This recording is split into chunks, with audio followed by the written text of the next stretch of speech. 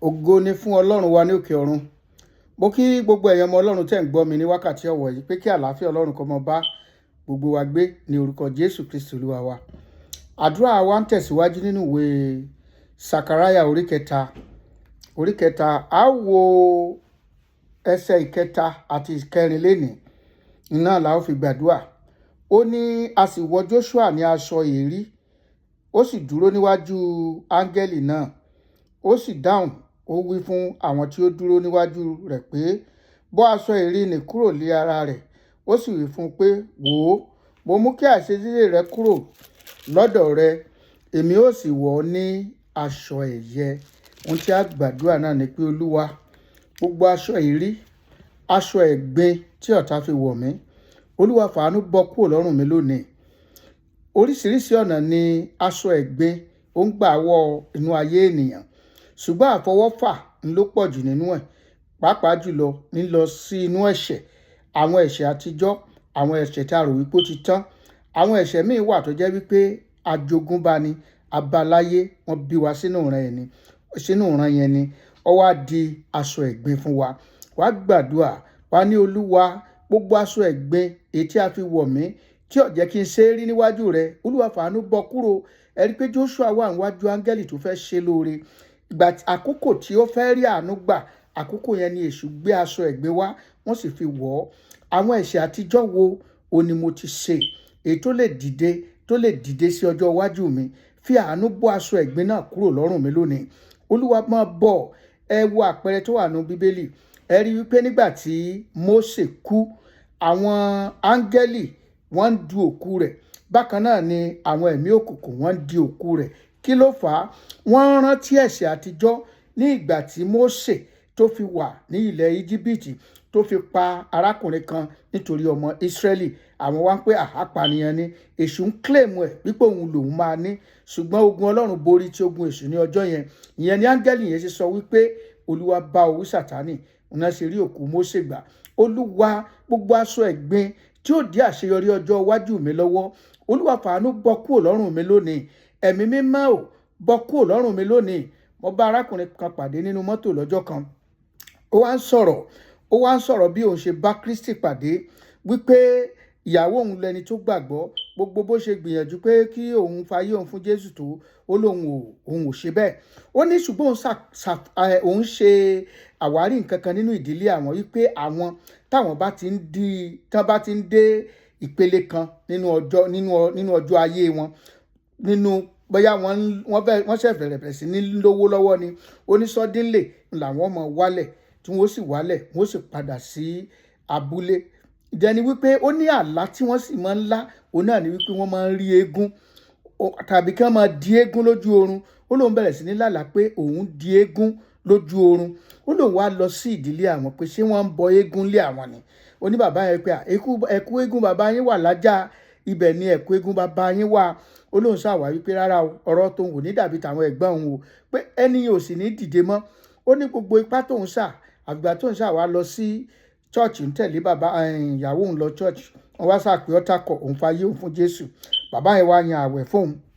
Lẹ́yìn tóun fayé òun fún Jésù tán, ó wá lọ sórí òkè, ó lọ gbàdúrà. Ó níbi tóun ti ń gbàdúrà ọjọ́ kìíní, ọjọ́ kejì, ọjọ́ kẹta.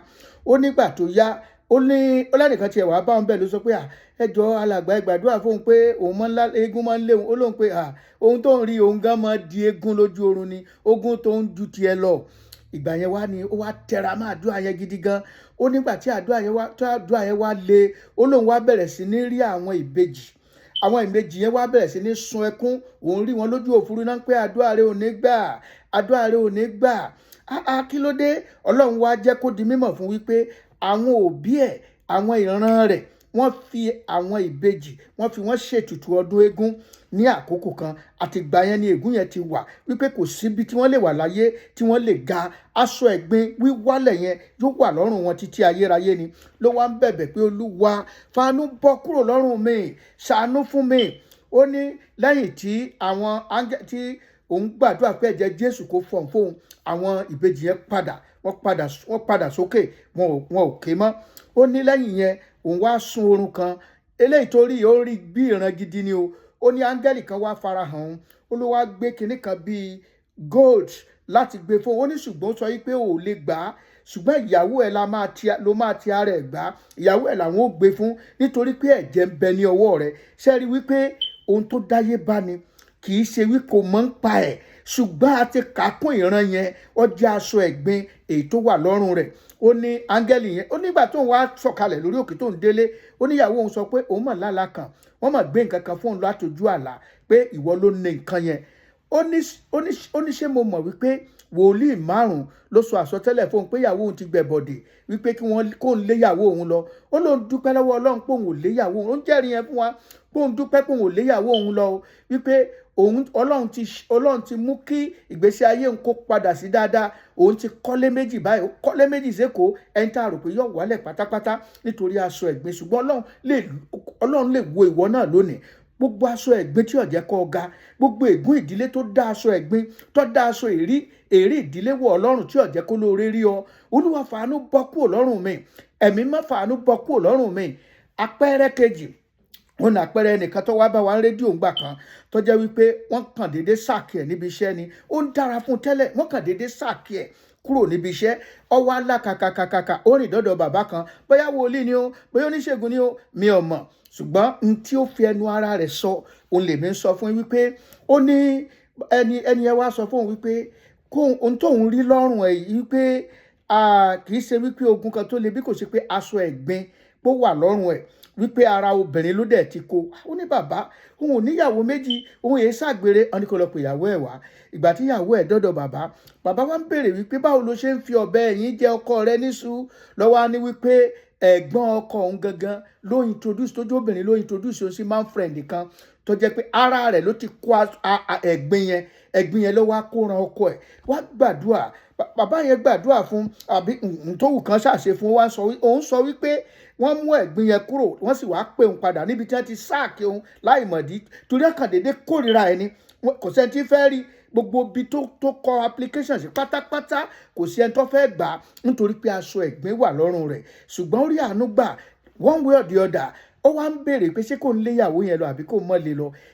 Ọ̀rọ̀ ọjọ́ mi nìyẹn. Ní tí mo fẹ́ mú jáde ni wípé ó ṣeé ṣe kéèyàn ó kó ẹ̀gbin láti ara obìnrin tàbí láti ara ọkùnrin. Wá gbàdúrà, níbo ló ti korí bọ̀ tí aṣọ ẹ̀gbin ti wà lọ́rùn rẹ̀? Gbogbo ibi tí mo ti korí sí tó ti kó ẹ̀gbin ràn mí, ẹ̀mí mímọ́ ò fàánú bọ́ kúrò, mú mi jáde kúrò nínú ẹ̀gbin, kí o sì ṣàánú fún mi, kó o sì wọ̀ mí ní aṣọ ẹ̀yẹ bó ti wọ Joshua ní ọjọ́ kìíní àná. Yóò sì dára fún ọ ní orúkọ Jésù Kristi Olúwa wa. Gbàdúrà yìí dáadáa, tó bá lè gbààwẹ̀ sí kó gbà á. Orúkọ mi ni Pastor Adékúnlé Stephen Adédèjì, tí gbogbo èèyàn mọ̀ sí Kúnlé ọmọ Aláàfin Ọ̀run, láti inú ìjọ The Redeemed Christian Church of God, Fountain of Power, Orísun Agbára, English Oke Yorùbá Parish, tó kalẹ̀ sí number 11965 Bishop Street, Suite 106E, Houston, Texas 77099. Ibi tí a wà nìyẹn. Ní ọjọ́ Saturday tó ń bọ̀ ní on the 25, a ní ìjọsìn orin ẹ̀mí tá a fi yin Ọlọ́run lógo fún wákàtí 7 látago 9 òwúrọ̀ sáago 4 ìrọ̀lẹ́. Yóò dára fún ọ. Jésù Kristi ni Olúwa. Àmín.